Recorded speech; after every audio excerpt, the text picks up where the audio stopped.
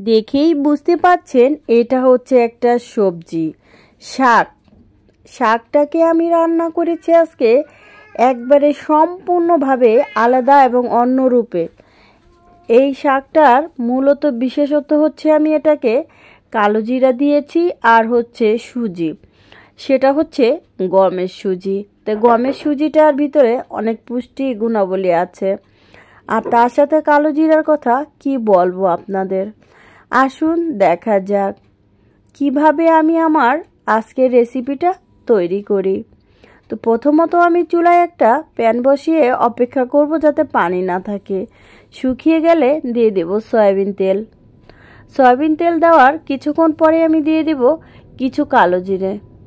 কালো জিরাটা দিয়ে আমি সুন্দর করে চুলার জালটা কমিয়ে নেব, যাতে পুড়ে না যায় দিকটা খেয়াল রাখতে হবে। এখন একটু নাড়চাড় করে নিলাম, সুন্দর একটা ফ্লেভার বের হয়েছে। এরপরে আমি দিয়ে দেব কাঁচামরিচ কুচি আর হচ্ছে কিছু রসুন বড় বড় করে ফালি করে নিয়েছি। এখন একটু নাড়চাড় করে নিচ্ছি, একটু লাল হওয়ার অপেক্ষায় থাকবো। এরকম যখন একটু লাল লাল হয়ে যাবে তখন আমি দিয়ে দেবো এর মধ্যে পালং শাক। পালং শাকটা আজকে আমি একটু কাটিং করে নিয়েছি। এইভাবে কাটিং করলে খুবই ভালো হয়, ভিতরের পানিগুলো সব বের হয়ে যাবে। কিন্তু পানিটা আমরা ফেলে দেব না। অনেকেই করি কি আমরা শাকের পানি ফেলে দেই, আর আমি কিভাবে রান্নাটা করলাম এটা আপনাদের মাঝে শেয়ার করলাম। হুট করেই দেখা যায় কখনো কারেন্ট চলে যায় আবার আসে। যাই হোক, এরপরে আমি দিয়ে দিব লবণ। পানি উঠে গেছে শাকের মধ্যে। উল্টাপাল্টা করে ভালো করে নাড়চাড় করে নেব।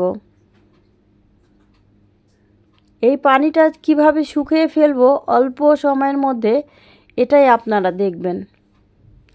এক মুঠের উপরেই আমি নিব, বেশি নিব সুজি।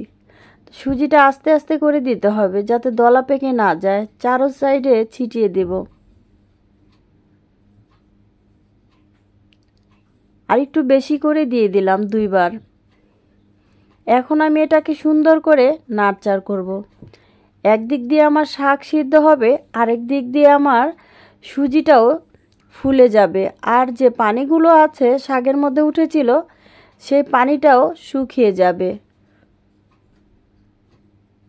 আমার কাছে কিন্তু এটা খেতে বেশ লাগে। ঝাল আপনারা চাইলে কম বেশ করে দিতে পারবেন। আমি এটাকে সুন্দর করে নাড়চাড় করে নিচ্ছি, একটু সিদ্ধ হওয়ার অপেক্ষায় থাকলাম। তো যাই হোক, বাটিতে পরিবেশন করব সুন্দর করে পানিটা শুকিয়ে যাওয়ার পরে। এই তো আমার পরিবেশন করা হয়ে গিয়েছে। এটা হচ্ছে সেই সবজিটা যেটা আমি নিজে কিছুক্ষণ আগে তৈরি করলাম। এই সবজিটার বিশেষত্ব হচ্ছে বোম্বাই মরিচ। এই বোম্বাই মরিচ রসুন দিয়ে খেতে যেটা এত টেস্টি এবং মজা হয়, আপনারা না খেলে বুঝতেই পারবেন না। একটু ঢেঁড়সের মতো হালকা পরিমাপে লাগে।